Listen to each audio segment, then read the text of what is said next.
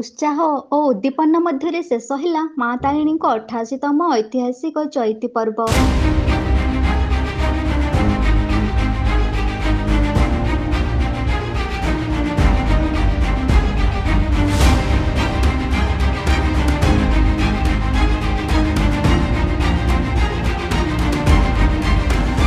ଶେଷ ହୋଇଯାଇଛି ମା ତାରିଣୀଙ୍କ 88ତମ ଚଇତି ପର୍ବ।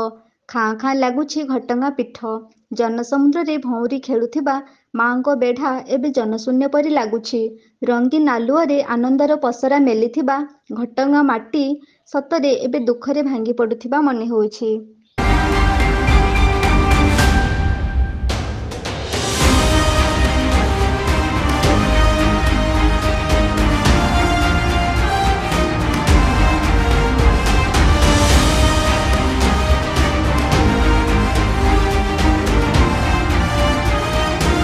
ଲକ୍ଷ ଲକ୍ଷ ଭକ୍ତ ଓ ଶ୍ରଦ୍ଧାଳୁ ଚଇତି ପର୍ବରେ ମାଙ୍କୁ ଦର୍ଶନ କରିଛନ୍ତି।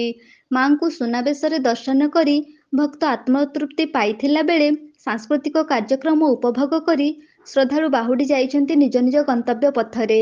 ପୁଣି ଆର ବର୍ଷକୁ ଅପେକ୍ଷା କରି ରହିବା ପାଇଁ ଖୁବ୍ ଦୁଃଖ ମନରେ ଘଟଗାଁ ପୀଠରୁ ବିଦାୟ ନେଇଛନ୍ତି।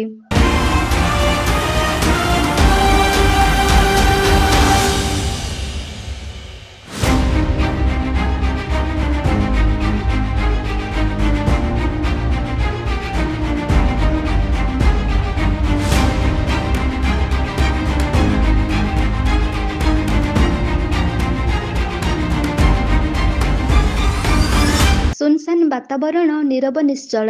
ସତେଅବା ଘଟଗାଁ ମାଟିକୁ ଦୁଃଖର ବାଦଲ ଘୋଟି ଆସିଛି। ସତରେ ଶୁଭାଯାଉଛି କି ଶାଳବଣ ମଧ୍ୟରୁ ଛିନ୍ନ ବୀଣାର କରୁଣ ରାଗିଣୀ।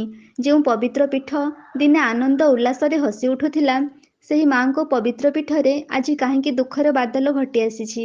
କାହିଁକି ସମସ୍ତଙ୍କ ହୃଦୟ ଭିତରେ ଭରି ଦେଇଛି ନୀରବର ପରିବେଶ?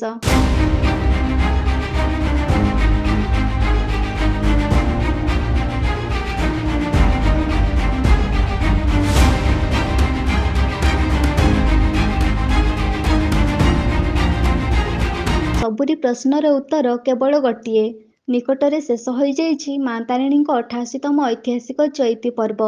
ବାତ୍ୟା ସରିଗଲା ପରେ ଯେମିତି ଚତୁର୍ଦ୍ଦିଗ ସୁନସାନ, ଠିକ୍ ସେମିତି ଚଇତି ପର୍ବର ଜନସମୁଦ୍ରର ବାତ୍ୟାରେ ପର୍ବ ସରିଗଲା ପରେ ମାଙ୍କ ପୀଠଟି ଖାଁ ଖାଁ ଲାଗୁଛି। ଦେଖାଯାଉନାହିଁ ଆଉ ଆନନ୍ଦ ଉଲ୍ଲାସର ପରିବେଶ। ପୁଣି ଏକ ବର୍ଷର ଅପେକ୍ଷାରେ ଭକ୍ତ ଆଉ ଶ୍ରଦ୍ଧାଳୁ।